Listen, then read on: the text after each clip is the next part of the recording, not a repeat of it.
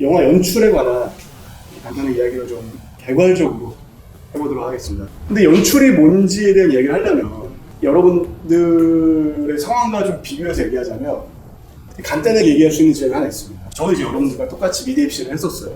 미대 입시 그림을 그렸었고, 제가 영화를 3편 찍으면서 느낀 게 참 그림과 닮아있는 지점이 참 많다라는 걸 많이 느꼈습니다. 뭐였냐면, 감독이 하는 일은 선택을 하는 사람입니다. 처음부터 끝까지 감독은 선택을 하는 일만 하면 돼요. 그게 굉장히 어렵죠.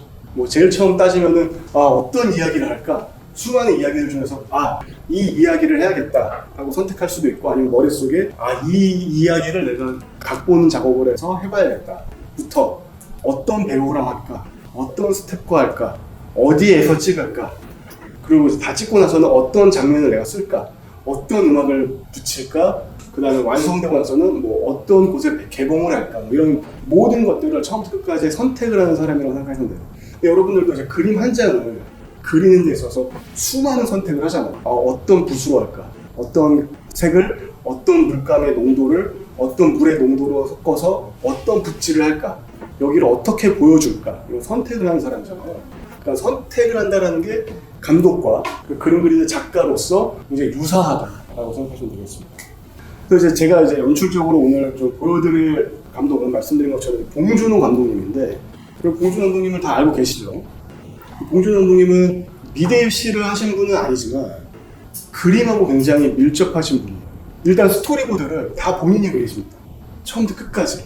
그 과정을 굉장히 고통스러워 하시지만 제가 봤을 때 그 과정을 굉장히 즐기시는 분 같아요.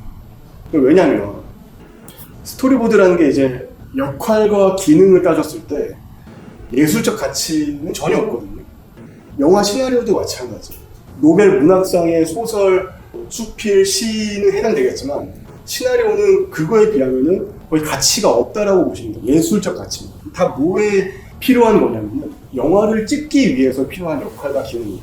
배우를 캐스팅하기 위해서 나 이런 이야기를 썼어요 말로 하는 것보다 글로 보여주는 게 더 효과적인 거죠.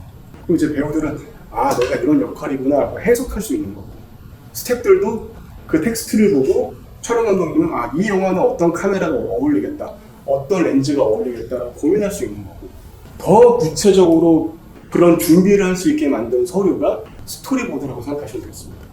이제 스토리보드는 그런 의미에서 더 세세하게 적혀 있죠. 이 카메라가 어떤 앵글로 어떻게 움직일지를 적어놓고, 현장에서의 시간은 곧 돈이니까 시간을 아낄 수 있는 수단이 되는 거죠. 감독님이 원하는 게 이거구나. 그러면 빨리빨리 준비해서 뭐 레일을 깔든지 조명을 어떻게 세팅하든지 미술팀은 어떤 소품을 갖다 놓으면 되는 건지 이제 준비할 수 있는 여건이 되는 거죠. 근데 이제 봉준호 감독님은 그런 스토리보드 과정을 굉장히 즐기시는데 성향 같아요. 그러니까 봉준호 감독님은 자기가 준비한 계획한 그대로가 현장에서 이루어지는 게 굉장히 중요한 사람이에요. 그러니까 뭐 즉흥적으로 무언가를 찾아내서 바꾸고 한다는 게 아니라 준비한 그대로 찍는 걸 좋아하고 거기서 이제 영화적 쾌감을 느끼는 분이신데, 어떤 기획적인 측면으로 보자면은 봉준호 감독님의 영화는 하나의 이미지에서 출발합니다. 하나의 이미지. 괴물 혹시 보셨나요? 괴물? 그 괴물은 어떻게 출발했냐면요, 봉준호 감독님이 이제 고등학교 때 한강대교를 건너는데 어떤 대교를 바라봤는데 무언가 매달려 있다가 그 강물 속으로 쑥 떨어지는 걸 봤대요.